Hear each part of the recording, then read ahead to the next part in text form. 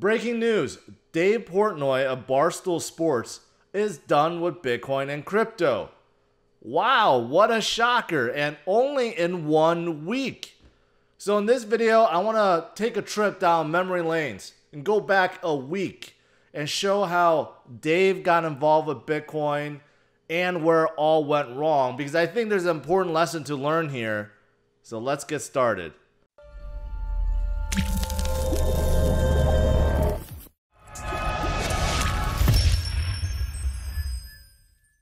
Bitcoin like internet gold. So the same qualities that make gold valuable, the fact that it's scarce, Bitcoin's actually fixed in value, but it's digital, it lives on the internet. So if you think of like why gold's interesting, Bitcoin is gold for the internet. So there's billions of dollars of gold floating on asteroids around this planet, and Elon's going to get up there and start mining gold, and then it's going to Frank, you hear this? Fall from the sky and be as plentiful as sand. I don't know if you're serious. No, we're totally serious. Yeah, that's why gold is a problem, because the supply isn't fixed like Bitcoin. But so when people say gold or Bitcoin, like that's the reason. Gold's for boomers who don't understand that. But Bitcoin, Elon can't change the supply of Bitcoin. It's the only fixed asset in the galaxy. What would you guys recommend, knowing that? Just pour it all into Bitcoin right now? You could pour yeah, I mean, yeah, this is great. I mean, we like to dive off the diving board. Yeah, you gotta just do it. So what is it? It's down a little bit right now. I think it's down a little bit. 3% in the last 24 hours, right? I'm looking at that right? Mm-hmm. That's right, yeah. Okay, so buy. And you're saying, should I do half of the Chainlink and half Bitcoin, or all Bitcoin? Don't just answer because you own $1 billion of Bitcoin. Answer honestly. Do you think this is the first and last time you'll be putting money in? No. Okay. Well, depends if it fucking I mean, tanks. Chainlink has had a pretty big month or two. Yeah. I think, so yeah, you could put 10% in a Chainlink, 20%. I wouldn't put 50%. Okay. So because Bitcoin's like the blue chip, right? And my next step is, who do I need to help me create my own coin? We could talk to some engineers for you. You need engineers. Yeah. You gotta write some code. Oh, well, I can't do that. But it's not that hard, actually. It's not that much code. So can you guys get me in touch with engineers? We could do that. Yeah. If we teamed up, we could we could make the very exciting coin. Dave. Do you hate him still? I don't really think about him. Well, that's what I was gonna ask. Like, see, someone like me, I would, like, if I felt I got screwed over, I'd have like a picture in just every day, because you guys have obviously done well. He's done unbelievably well. But if we team up and do like a Dave coin, maybe we could like zoom past his ass. Yeah. Totally possible. Totally possible. Yeah, I like really wanna. I think we have to do a Dave coin. Yeah, I'm up like 98,000 in Bitcoin. Not bad. At this rate, I'll make like $1 million a month in Bitcoin if it doesn't. I'm up 130 grand. I was just looking into buying more crypto. That's why I got silent right there, and I'm still figuring it out. But I got this new sponsor.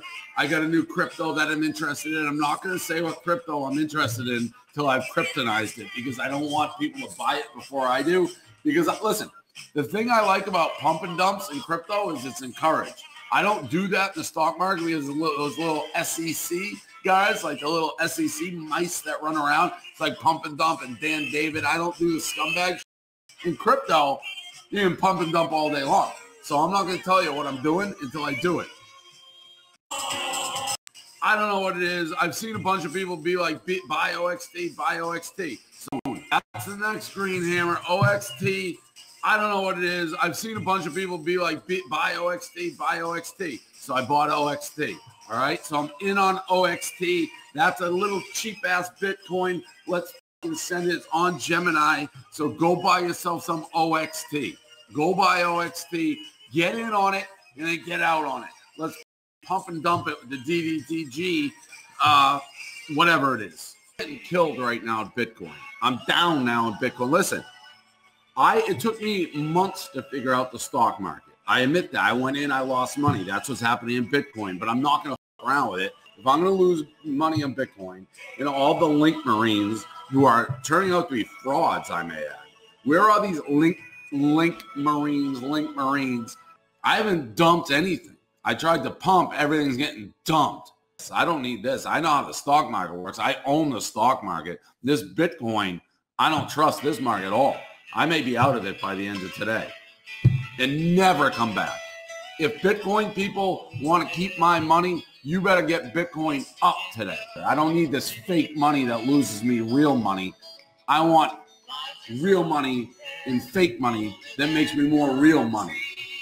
I was probably up 150 in Bitcoin at one point, but the Link people and the Orchard people killed me. So for the people who want me in the Bitcoin market, you have nobody but the Link Marines and the Orchard people to blame. Everyone's like, well, you bought at the top. You bought at the top. What do you expect? A correction had to come. What are you talking about?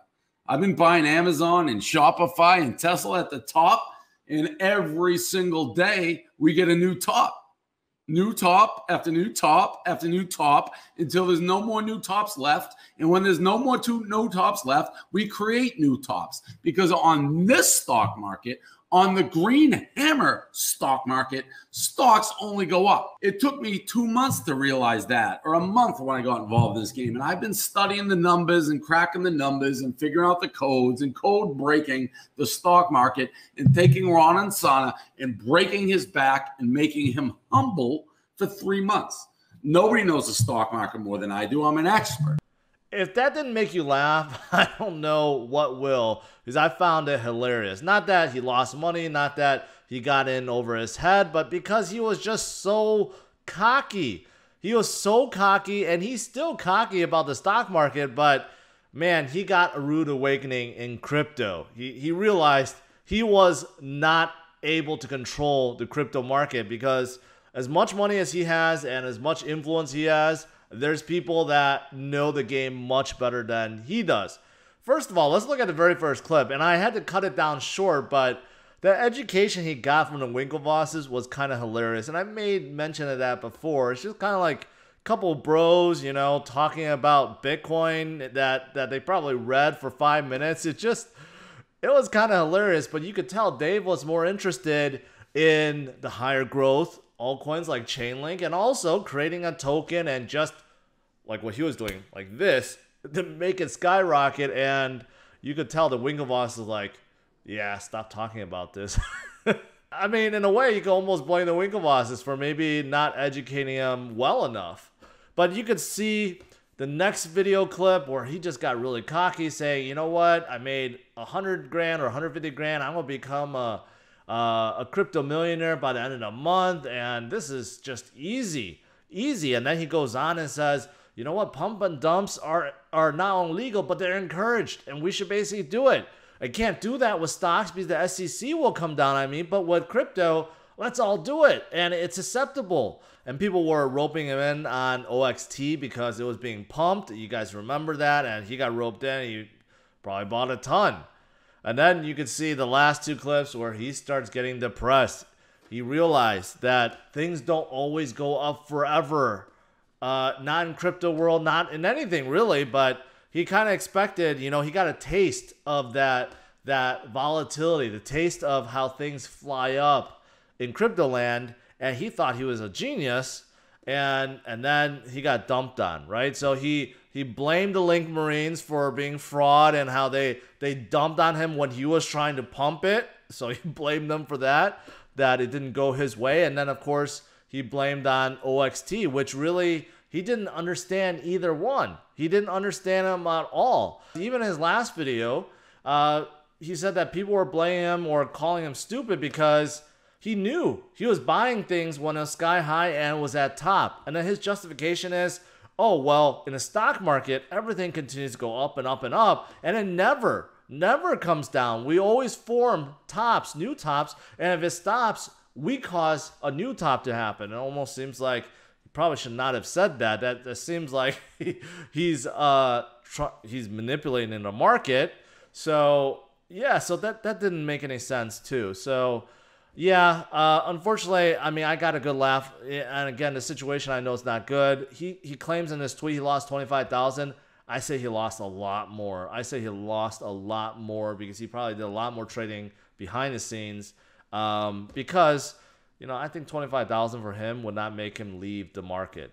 I think it's going to be a lot more, maybe like 250,000. But, okay, so what's the lesson here? What's the lesson to learn?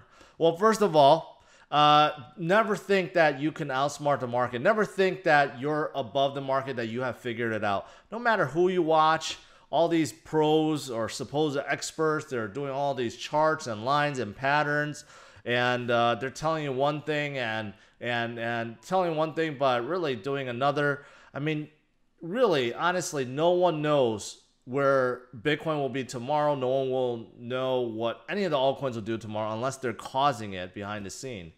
But, you know, honestly, you just have to play it smart. This is crypto. It's volatile, right? You have to play it smart. Number one, don't FOMO in, right? Like what he did. Number two is don't go all in, because it sounded like whatever he dedicated to crypto, he just went all in, right? So don't go all in too. Don't FOMO, don't go all in. And number three, basically, hodl, because things do go up and down. It is volatile, right? There's good days and bad days, but the people that profit the most from crypto are the ones that held the most. Just like the Winklevosses, right? He may mention that they were billionaires. I think I cut that out, but he mentioned a couple times.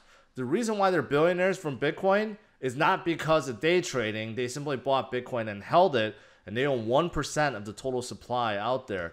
That is a lot. But yeah, I mean, that's the name of the game, right? And I don't claim that I mastered the game. I don't think any of you guys claim that you mastered the game. You know, we all fall for our emotions. We all see coins pump up, FOMO, and this and that. I get it, right?